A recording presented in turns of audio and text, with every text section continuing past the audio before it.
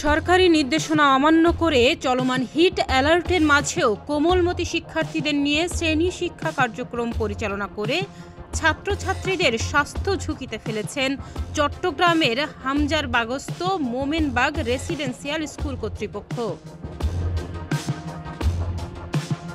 ছোট ছোট বেঞ্চে তীব্র গরমে গাদাগাদি করে বসে ক্লাস করছে প্রাথমিক স্কুলের শিক্ষার্থীরা। গরম তো অবশ্যই পড়তেছে, তার মধ্যে হাঁটার সময় বোঝা যায় আর কি এতটাই গরম। সারা দেশে ভয়ঙ্কর তাপ প্রবাহের কারণে জনজীবন বিপর্যস্ত হয়ে পড়েছে। শিশু বয়স্ক থেকে শুরু করে সকল বয়সীরা হাঁসফাঁস খাচ্ছে তীব্র গরমে। এমন অবস্থায় হিট অ্যালার্ট জারি করা হয়। 21 এপ্রিল থেকে 7 দিনের জন্য দেশের সকল শিক্ষা প্রতিষ্ঠান বন্ধ ঘোষণা করে মন্ত্রণালয়। এমন নির্দেশনা না মেনে কিভাবে বেসরকারি এই স্কুলটি শ্রেণী শিক্ষা কার্যক্রম চালিয়ে যাচ্ছেন শিক্ষকরা? ঈদের পরে বাচ্চাদেরকে নিয়ে একটু পুনর্মিলনীর মতো বাচ্চাদেরকে একটু ডেকেছি একটু আনন্দের জন্য।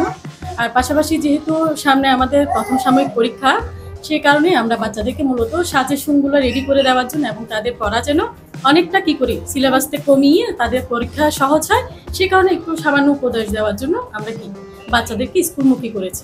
আমি কালকে গ্রামে ছিলাম, আমি অ্যাকচুয়ালি ব্যস্ততার কারণে সরকারি নির্দেশনাটা ঠিক দেখিনি।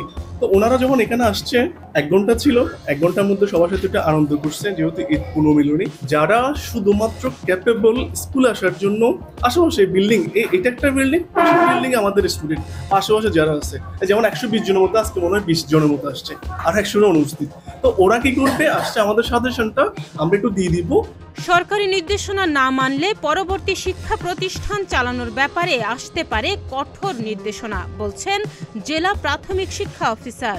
সরকারের ভেতরে থেকে সরকারের অর্ডার কমপ্লাই করবে না, তাহলে তাদের শিক্ষা প্রতিষ্ঠান সরকার চালাতে দেবে কি দেবে না এটা ভবিষ্যতে এই সিদ্ধান্ত নেবে। তা আপাতত আমরা তাদেরকে রেজিস্ট্রেশনের আওতায় আনার জন্য চেষ্টা করছি। আমরা মেসেজ দিয়েছি এবং তারাও তো দেখেছে সব জায়গায় যে সরকারি বেসরকারি সকল শিক্ষা প্রতিষ্ঠান বাচ্চাদের স্বাস্থ্য ঝুঁকি বিবেচনায় নিয়ে বন্ধ রাখতে বলেছে 27 তারিখ পর্যন্ত। এখন আমরা শুনলাম যে কেউ নাকি এখনো এইভাবে চালিয়ে যাচ্ছে। আমরা আমাদের ওই যে কনসার্ন টিও সাহেবদের মাধ্যমে তাদেরকে বলেছি যে সরকারের যেই নির্দেশনা আছে এটা ফলো করার জন্য। এদিকে হিলভিউ এলাকার হিলভিউ পাবলিক স্কুলের বিরুদ্ধে তীব্র গরমে শিক্ষার্থীদের বিদ্যালয়ে আসতে বাধ্য করা হয়েছে বলে অভিযোগ করেন নাম প্রকাশে অনিচ্ছুক একাধিক অভিভাবক। চট্টগ্রামে ভ্যাপসা গরমে হাঁসফাঁস করছে মানুষ। ইতোমধ্যে চট্টগ্রামে হিট স্ট্রোকে মারা গেছে শিশুসহ 2 জন, আর সারা দেশে এর সংখ্যা এখন পর্যন্ত 5 জন।